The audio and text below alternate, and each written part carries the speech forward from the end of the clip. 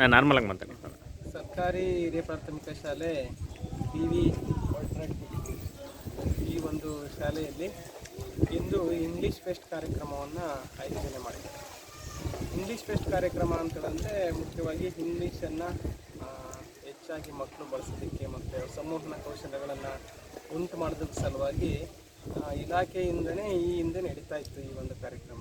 ಅಂದರೆ ನಾವು ನಮ್ಮ ಡಯಟ್ ಹಾಸನ ವತಿಯಿಂದ ಇಡೀ ಜಿಲ್ಲೆಯಾದ್ಯಂತ ಮಾಡಿದ್ರು. ಅದೇ ರೀತಿ ನಮ್ಮ ತಾಲೂಕಿನ ಸುಮಾರು 370 ಶಾಲೆಗಳಲ್ಲೂ ಕೂಡ ಈ ಒಂದು ಕಾರ್ಯಕ್ರಮವನ್ನು ಕಳೆದ ವರ್ಷ ಜನವರಿ ತಿಂಗಳಲ್ಲಿ ಮಾಡಿದ್ದು.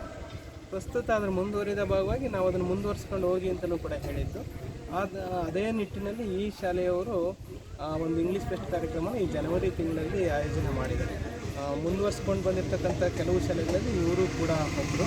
ಉತ್ತಮವಾಗಿರ್ತಕ್ಕಂಥ ಒಂದು ಇಂಗ್ಲೀಷ್ ಅಭಿರುಚಿಯನ್ನು ಉಂಟು ಮಾಡ್ತಕ್ಕಂಥ ಒಂದು ನಿಟ್ಟಿನಲ್ಲಿ ನಮ್ಮ ಶಾಲೆಯವರ ಒಂದು ಸಹಕಾರ ಮತ್ತು ಊರಿನವರ ಒಂದು ಸಹಕಾರದಿಂದ ಅವರು ಅತ್ಯಂತ ಉತ್ತಮವಾಗಿರ್ತಕ್ಕಂಥ ಒಂದು ಕಾರ್ಯಕ್ರಮ ಆಯೋಜನೆ ಮಾಡಿದ್ದಾರೆ.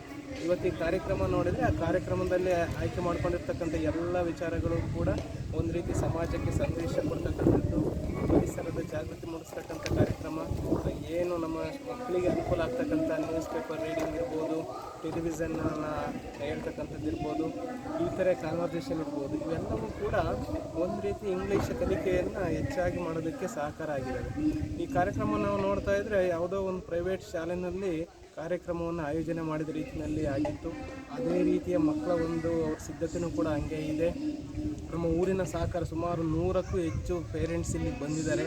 ಹಾಗಾಗಿ ಅವರಿಗೆ ಯಾವ ಒಂದು ಶಾಲೆಯಲ್ಲಿ ಇಚ್ಛಾಶಕ್ತಿ ಇರುತ್ತೋ, ಆಸಕ್ತಿ ಇರ್ತಕ್ಕಂಥ ಶಿಕ್ಷಕರು ಇರ್ತಾರೋ ಆ ಒಂದು ಶಾಲೆಗಳಲ್ಲಿ ಇಂತಹ ಕಾರ್ಯಕ್ರಮಗಳನ್ನು ಮಾಡೋದ್ರ ಮೂಲಕ ನಾವು ಮಕ್ಕಳಿಗೆ ಮತ್ತು ಊರಿನವರಿಗೆಲ್ಲರೂ ಕೂಡ ಸಹಕಾರವನ್ನು ಕೊಡೋದಕ್ಕೆ ಸಾಧ್ಯ ಆಗುತ್ತೆ. ಆ ನಿಟ್ಟಿನಲ್ಲಿ ನಮ್ಮ ಎಲ್ಲ ಮುಖ್ಯ ಶಿಕ್ಷಕರ ಒಂದು ಶ್ರಮ ಇಲ್ಲಿ ಎದ್ದು ಕಾಣ್ತಾ ಇದೆ.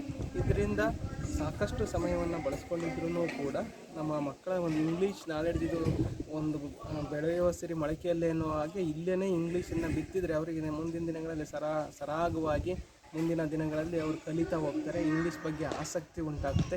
ತಪ್ಪೇ ಮಾತಾಡಿದರೂ ಕೂಡ ಅವರು ಪದೇ ಪದೇ ಮಾತಾಡುವುದರ ಮೂಲಕ ಆ ಇಂಗ್ಲೀಷ್ ಅನ್ನೋದು ಕಬ್ಬಿಣದ ಕಡಲೆ ಅನ್ನೋದು ಹೋಗಿಬಿಟ್ಟು ಮಕ್ಕಳಿಗೆ ಸುಲಭ ಆಗುತ್ತೆ. ಜೊತೆಗೆ ಪೇರೆಂಟ್ಸ್ಗೂ ಕೂಡ ನಮ್ಮ ಶಾಲೆಯಲ್ಲಿ ಇಂಗ್ಲೀಷ್ ಇಷ್ಟರ ಮಟ್ಟಿಗೆ ಕಲಿಸ್ತಾ ಇದ್ದಾರಲ್ಲ, ಕಾನ್ವೆಂಟ್ಗಳಿಗೆ ಸುಮ್ಮನೆ 50,000 ಕೊಟ್ಟು ನಾವು ಕಳಿಸಿದರೆ ಅದಕ್ಕಿಂತ ಇದೇ ಉತ್ತಮ ಅನ್ನೋ ಒಂದು ಮನೋಭಾವವನ್ನು ಮೂಡಿಸೋ ನಿಟ್ಟಿನಲ್ಲಿ ಇದೊಂದು ಹೆಜ್ಜೆ ಗುರುತಾಗಿ ನಿಲ್ಲುತ್ತೆ. ಹಾಗಾಗಿ ಈ ಒಂದು ಅತ್ಯಂತ ಉತ್ತಮವಾಗಿರ್ತಕ್ಕಂಥ ಒಂದು ಕಾರ್ಯಕ್ರಮವನ್ನು ನಮ್ಮ ಒಂದು ಇಲ್ಲಿನ ಶಿಕ್ಷಕರು ಅತ್ಯಂತ ವ್ಯವಸ್ಥಿತವಾಗಿ ಮಾಡ್ಕೊಂಡು ಬಂದಿದ್ದಾರೆ.